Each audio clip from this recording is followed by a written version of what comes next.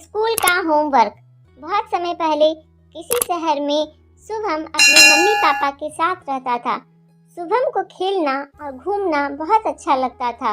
इन सब में वो हमेशा स्कूल के होमवर्क को टाल देता था और जिस दिन स्कूल में टीचर होमवर्क चेक करती थी उस दिन वो कोई ना कोई बहाना लगाकर स्कूल की छुट्टी कर लेता था। मम्मी, मेरा पैर बहुत दर्द कर रहा, मैं आज स्कूल नहीं जा सकता।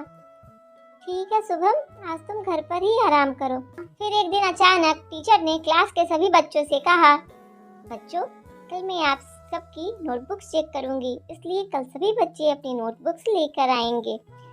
शुभम का दोस्त अंकित ये जानता था कि शुभम की कोई भी नोटबुक कंप्लीट नहीं है। उसने शुभम से कहा, शुभम अब तुम क्या करोगे, तुम्हारी तो किसी भी सब्जेक्ट की नोटबुक कंप्लीट नहीं है।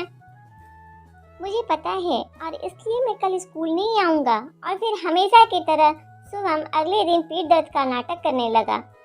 मम्मी, मेरे पेट में बहुत दर्द हो रहा है। ठीक है शुभम, आज तुम घर पर ही आराम करो। इस तरह शुभम की स्कूल से छुट्टी हो गई। स्कूल में टीचर एक कर सभी बच्चों की नोटबुक्स चेक कर रही थी। तभी टीचर ने देखा कि स्कूल की छुट्टी का समय हो गया है। ये देखकर उन्होंने सभी बच्चों से कहा कि बच्चों अभी स्कूल की छुट्टी का समय हो रहा है, इसलिए जो बच्चे रह गए हैं उनकी नोटबुक्स मैं कल चेक करूंगी।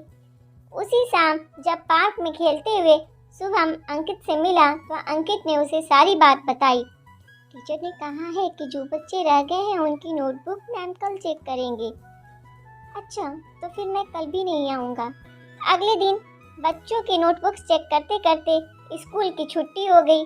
फिर एक बार टीचर ने बच्चों से कहा कि जो बच्चे आज भी रह गए हैं उनकी नोटबुक्स कल चेक होगी। इस बार भी अंकित ने शुभम को ये बता दिया। आज भी छुट्टी का समय हो गया है, इसलिए टीचर ने बाकी बच्चों की नोटबुक्स कल चेक करेंगे। अच्छा, मतलब मुझे कल भी छुट्टी लेनी पड़ेगी। ऐसे ही 3 दिन और बीत गए। टीचर 3 दिन तक नोटबुक चेक करती रही और शुभम कोई ना कोई बहाना लगाकर स्कूल की छुट्टी करता रहा। छठे दिन जब शुभम ने बहाना लगाने की कोशिश की तो मम्मी ने उसकी बात नहीं मानी और गुस्से में उससे कहा, मैं तुम्हें 6 दिन से देख रही हूँ, तुम तबीयत का बहाना बनाते हो और छुट्टी हो जाने पर सारा दिन दोस्तों के साथ खेलते हो, इसलिए आज तो तुम्हें स्कूल जाना ही पड़ेगा। लेकिन मम्मी, तुम चुपचाप स्कूल जाते हो या मैं तुम्हारे पापा को बुलाऊं? इसलिए वो स्कूल जाने के लिए तैयार हो गया। शुभम तैयार होकर स्कूल पहुंचा। क्लास में जैसे ही टीचर की नज़र उस पर पड़ी, टीचर ने उससे कहा, शुभम तो आज तुम स्कूल आ ही गए, मैं बहुत दिनों से तुम्हारा ही इंतजार कर रही थी। अब जल्दी से अपनी सभी नोटबुक्स, आज मैं तुम्हारी नोटबुक्स चेक करूंगी। ये सुनकर शुभम बहुत डर गया। वो डरते डरते खड़ा हुआ और बोला, टीचर आज मैं नोटबुक्स लाना भूल गया। क्यों, तुम्हें पता था ना कि मैं सबकी नोटबुक्स चेक कर रही हूँ, फिर तुम नोटबुक्स लाना कैसे भूल गए? सॉरी टीचर, तुम कल नोटबुक्स लेकर जरूर आना और भूल कर भी कल स्कूल की छुट्टी मत करना।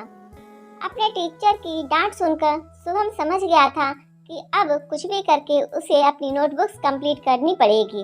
उसने अपने दोस्त अंकित से कहा कि अंकित, क्या तुम मुझे अपने तीनों सब्जेक्ट की नोटबुक दे सकते हो? मुझे लगता है अब मैं इस काम को और आगे नहीं टाल सकता, इसलिए अब मुझे यह काम करना ही पड़ेगा। शुभम, कल सुबह तक तीनों नोटबुक्स कैसे कंप्लीट करोगे? पता नहीं, लेकिन अब होमवर्क करना पड़ेगा। अंकित ने शुभम को अपनी नोटबुक्स दे दी। शुभम अपने घर पहुंचा। वह सीधा अपने कमरे में गया और काम करने बैठ गया। वो सारा दिन और सारी रात लगाकर काम करता रहा। सुबह होते होते उसने अपनी नोटबुक्स कंप्लीट कर ली। काम पूरा होने पर उसने चैन की सांस ली। आखिरकार तीनों नोटबुक्स का काम कंप्लीट हो ही गया। अब मैं बिना किसी डर के स्कूल जा सकता हूँ। अगले दिन वो तीनों नोटबुक्स लेकर स्कूल पहुँचा। क्लास शुरू होते ही, शुभम अपनी नोटबुक लेकर मेरे पास आओ। शुभम तीनों नोटबुक्स लेकर टीचर के पास गया। सारी रात जागने की वजह से उसकी आंखें बहुत थकी हुई थी। टीचर ने शुभम का थका हुआ चेहरा देखा तो वो समझ गई कि उसने ये नोट को सारी रात जाग कर कंप्लीट किया। उन्होंने शुभम को समझाते हुए कहा, मैं जानती थी कि तुम्हारी नोटबुक्स कंप्लीट नहीं है। इन नोटबुक्स को तुमने सारी रात जागकर कंप्लीट किया है, इसलिए थकान के कारण तुम्हारी आंखें इतनी लाल हो गई है। शुभम इसलिए कहते हैं कि हमें अपना सारा काम साथ साथ करना चाहिए, ताकि बाद में हम सारा काम एक साथ करने की मुसीबत से बच सके। ये बात तुम हमेशा याद रखना कि टालने से कभी भी कोई काम खत्म नहीं होता, बल्कि वह और बढ़ जाता है। शुभम टीचर की बात समझ गया। उसने कहा, सॉरी टीचर, अब से मैं सारा काम साथ साथ ही करूँगा और कभी किसी काम को कल के लिए नहीं डालूंगा। इस तरह शुभम के हर काम को टालने की आदत छूट गई और वो हर काम समय पर करने लगा। अगर आपको ये स्टोरी अच्छी लगी तो इसे लाइक और चैनल को सब्सक्राइब कर लीजिए।